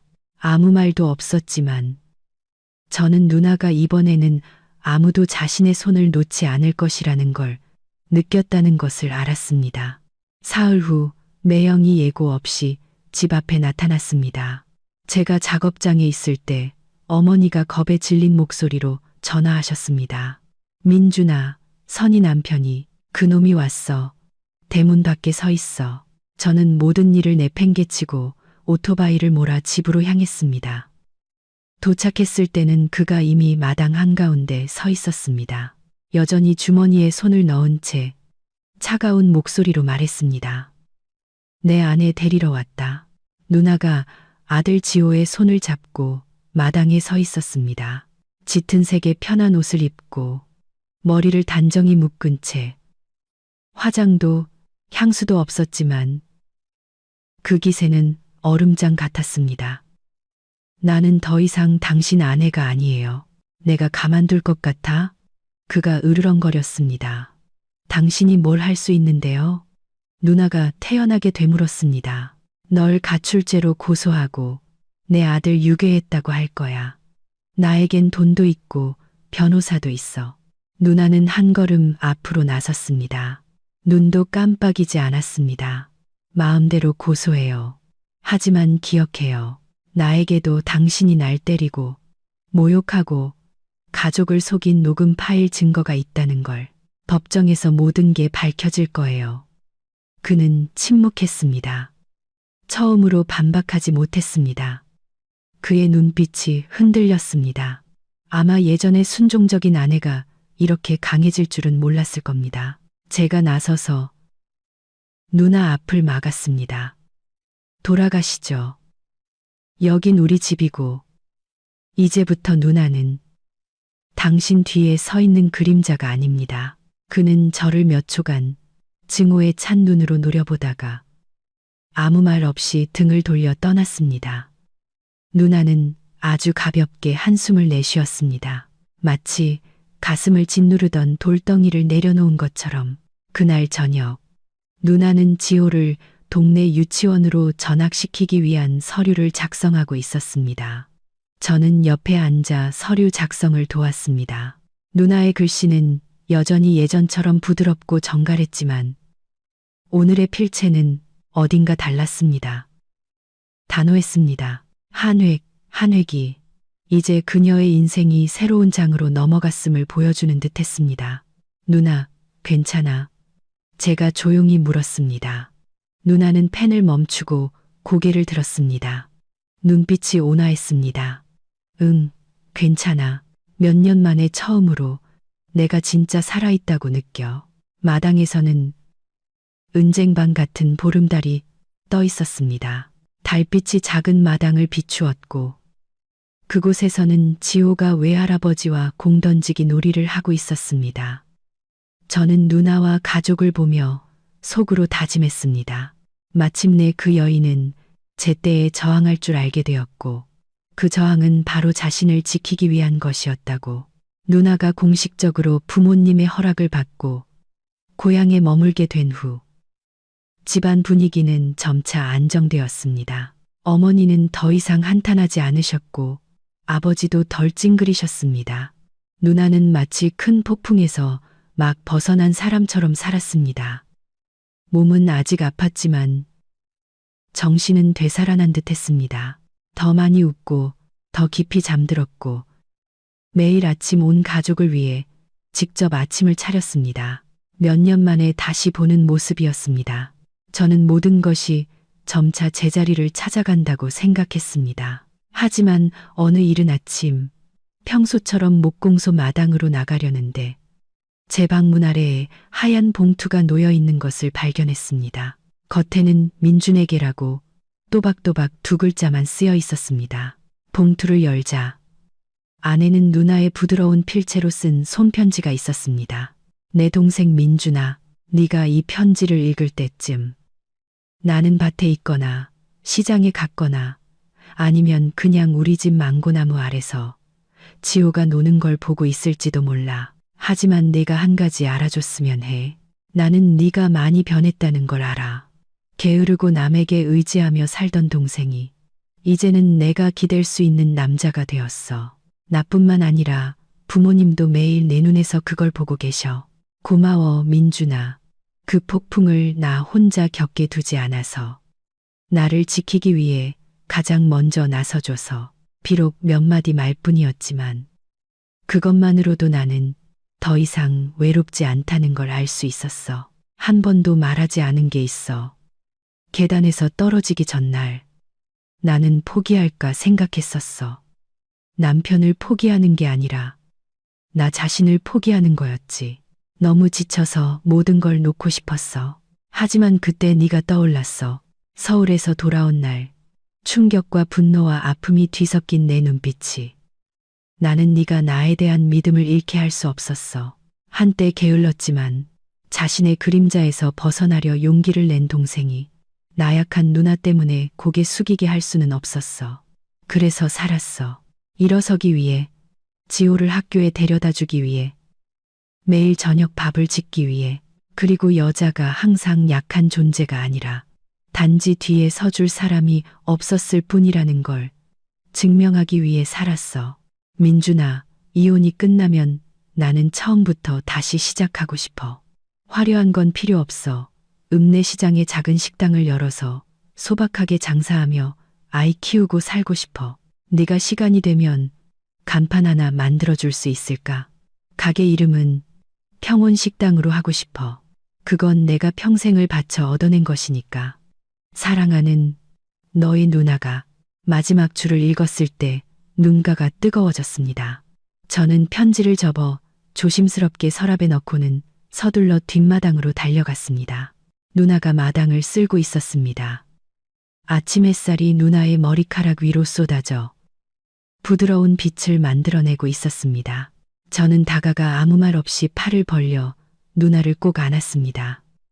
누나가 깜짝 놀랐습니다. 왜 이래? 저는 속삭였습니다. 간판, 오늘 오후에 바로 만들어줄게. 누나가 웃었습니다. 눈에 더 이상 한 점의 아픔도 없는 환한 미소였습니다. 집에서 뛰쳐나온 지호가 엄마 다리를 붙잡고 두 사람을 올려다보며 해맑게 웃었습니다. 엄마, 삼촌 왜 그래? 갑자기 엄마를 안아. 저는 아이를 번쩍 들어 올렸습니다. 왜냐하면 내 엄마는 슈퍼맨이고 삼촌이 아는 가장 비범한 여자거든. 누나는 얼굴을 붉히며 저를 째려봤지만 기쁨을 감추지는 못했습니다. 저는 앞으로의 삶에 여전히 많은 시련이 있겠지만 제 누나는 이제 그 어떤 폭풍보다 강하다는 것을 알았습니다. 그리고 한때 의존적이기만 했던 동생인 저는 이제 누나 곁에서 든든하고 굳건한 버팀목이 되어줄 것입니다.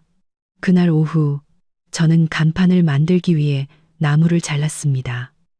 한 글자 한 글자 정성껏 그리고 칠했습니다. 평온식당이라는 세 글자가 선명하게 드러났습니다. 맛집도 전통도 화려함도 아니었습니다. 그저 평온, 소박하지만 상처를 딛고 일어선 모든 여정이 담겨 있는 이름이었습니다. 제가 집 앞 대나무 기둥에 간판을 걸었을 때 누나는 아이를 안고 제 등 뒤에 서 있었습니다. 눈물이 흘러내렸습니다. 아무 말도 필요 없었습니다. 그저 햇살이 비치고 사람이 곁에 있는 것만으로도 충분한 삶이었습니다. 법원에서 정식으로 소환장이 온 날, 누나는 가볍게 웃으며 말했습니다. 드디어 왔네. 지난 몇 주간 누나는 조용히 모든 것을 준비했습니다. 변호사를 선임하고 폭행 증거, 결혼 기간 동안의 재정 기여 내역, 사고 후의 진료 기록까지 모두 꼼꼼하게 수집했습니다.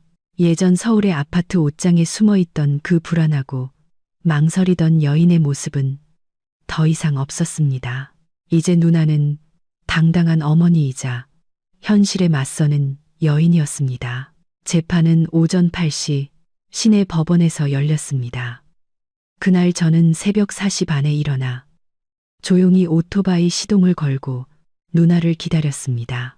어머니는 새 손수건을 준비해 누나 가방에 조심스럽게 넣어주셨습니다. 당당하게 다녀와라. 어쨌든 우리 동네 딸인데. 누나는 미소 지으며 대답했습니다. 네, 싸우지도 원망하지도 않을 거예요. 그냥 제 인생을 되찾으러 가는 거예요. 법원으로 가는 길에 저는 백미러로 누나를 보았습니다. 여전히 고운 얼굴이었지만 이제는 침착하고 성숙하며 강인한 분위기가 더해져 있었습니다. 저는 제 누나가 이렇게 아름다웠던 적이 있었나 싶었습니다. 법원에 도착하니 매형도 막 도착했습니다.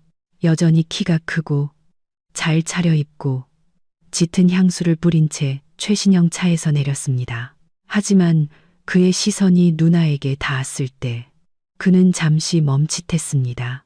아마 자신이 소리치고 때리고 무시했던 여인이 지금 자신의 눈앞에 이렇게 침착하고 강하며 전혀 두려워하지 않는 모습으로 서 있을 줄은 몰랐을 겁니다. 누나는 미소 없이 가볍게 고개를 끄덕여 인사했습니다. 그는 경멸적인 표정으로 눈썹을 치켜 올리고는 돌아섰습니다. 재판은 8시 30분에 시작되었습니다. 법정은 소박했지만 공기는 팽팽한 긴장감으로 가득했습니다. 판사의 질문에 누나는 망설임 없이 대답했습니다. 누나의 변호사는 폭행 증거, 상처 사진, 사고 후 병원 기록을 제출했습니다. 저는 매형의 얼굴이 일그러지는 것을 보았습니다. 그는 말했습니다. 혼낸 적은 있지만 일부러 때린 적은 없습니다. 넘어진 건 부주의 때문입니다. 누나는 여전히 침착한 태도를 유지했습니다. 저는 누구를 탓하지 않습니다. 단지 그 공동생활에서 벗어나고 싶을 뿐입니다. 누나의 변호사는 누나에게 완전한 양육권과 두 사람 공동 명의의 아파트를 포함한 합법적인 재산 분할을 요구했습니다. 그는 즉시 반대했습니다. 그 집은 내가 번 돈으로 산 겁니다. 저 여자 돈은 한 푼도 안 들어갔습니다. 하지만 변호사가 반박했습니다. 증거가 있습니까? 법적으로 혼인 중에 발생한 재산은 공동재산입니다. 사전에 별도의 합의가 있었음을 증명하지 않는 한 말입니다. 그는 얼굴이 하얗게 질려 아무 대답도 하지 못했습니다.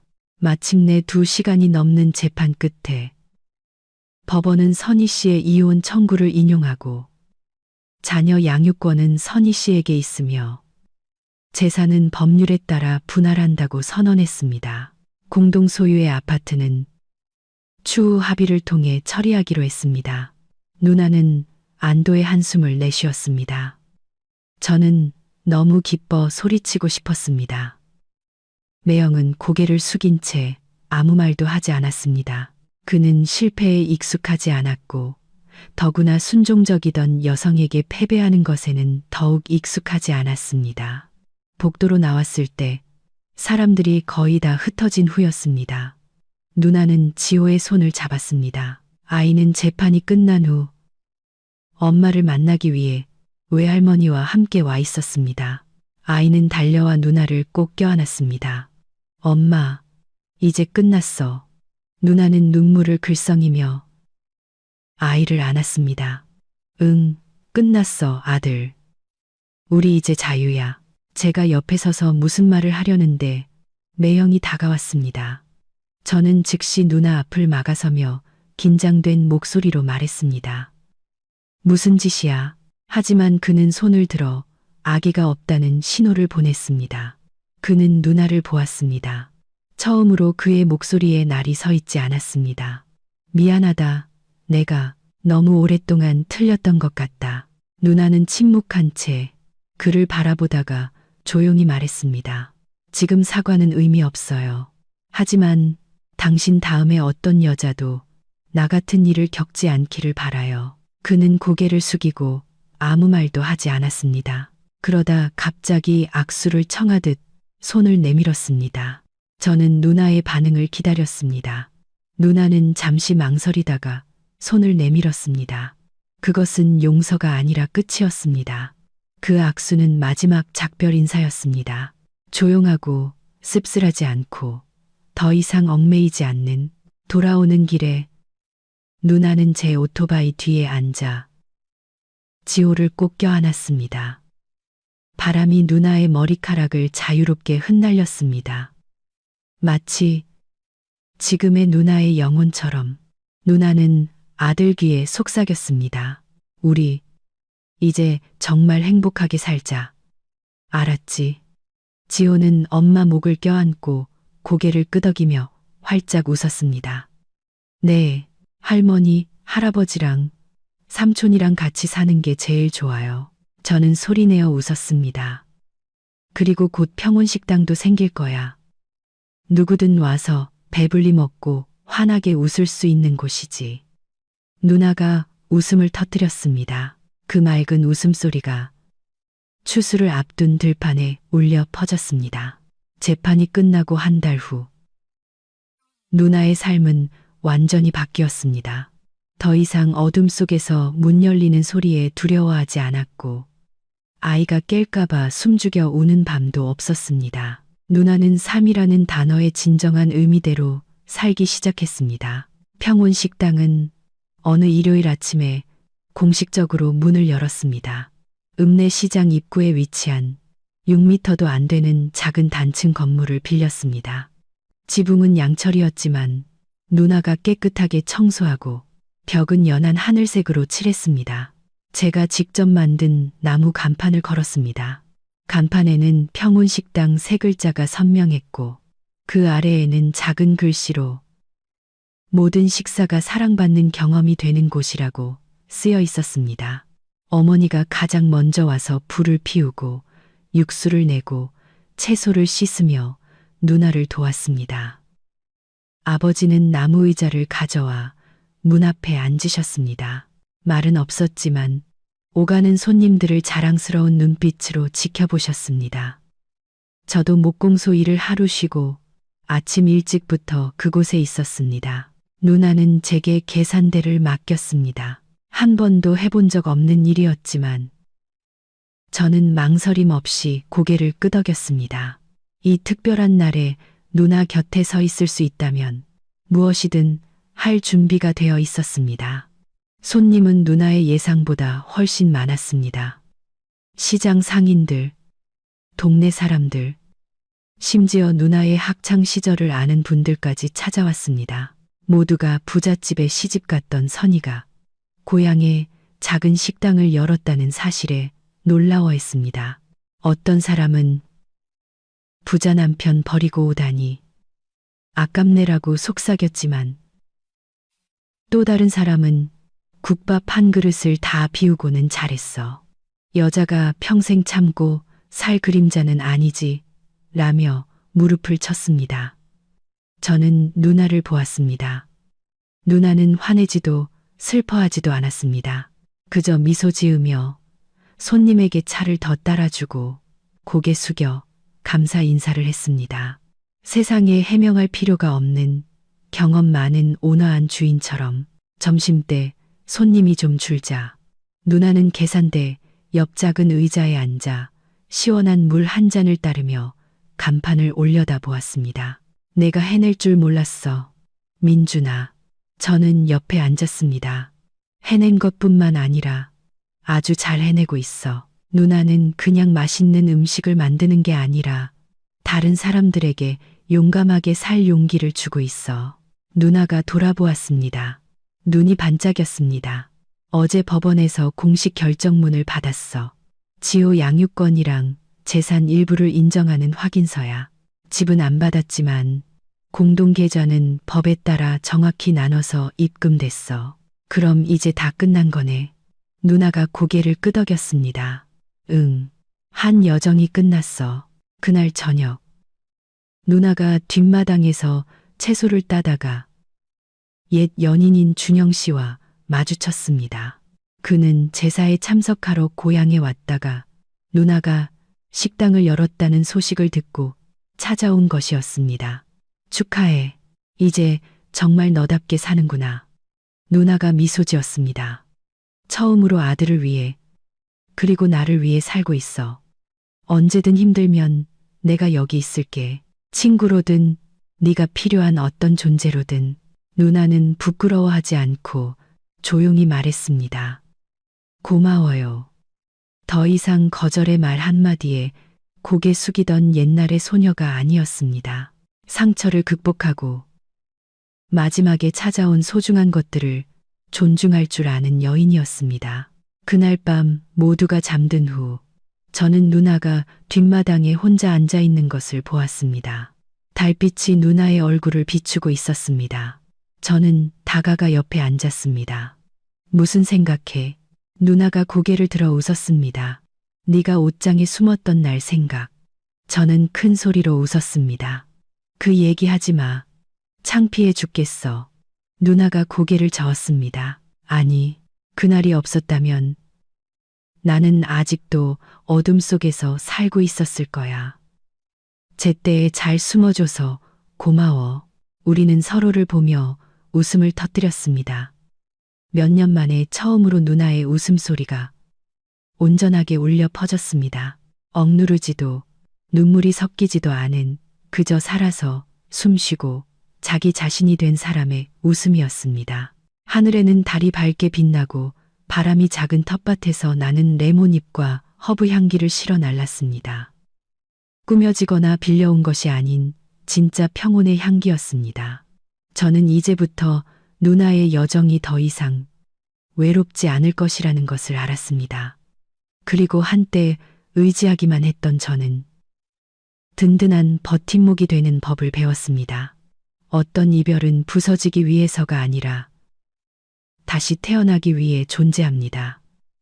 그리고 저는 제 누나가 자신이 겪었던 바로 그 고통 속에서 다시 태어났다고 믿습니다. 여러분, 여성은 인내하기 위해 태어나지 않았습니다. 그들은 평온하게 살고 선택하고 행복할 권리가 있습니다. 어둠 속에서 순종적으로 살던 한 아내에서 이혼하고 모든 것을 잃을 용기를 내어 다시 시작한 한 여성으로 거듭난 제 누나의 이야기는 행복이 잘못된 것을 억지로 지키는 데서 오는 것이 아니라 진정한 자신으로 살기 위해 용감하게 손을 놓는 데서 온다는 것을 증명합니다. 아프고 잃는 것이 있더라도 곁에 사람이 있고 사랑하는 마음이 있다면 우리 모두는 다시 빛을 찾을 수 있습니다. 누나의 평온 식당은 단순히 음식을 파는 곳이 아니라 그녀가 낡은 눈물과 새로운 희망으로 자신의 새로운 삶을 직접 요리하는 곳입니다. 만약 당신이 절망에 빠져 있다면 살아있는 한 다시 시작할 수 있다는 것을 믿으세요.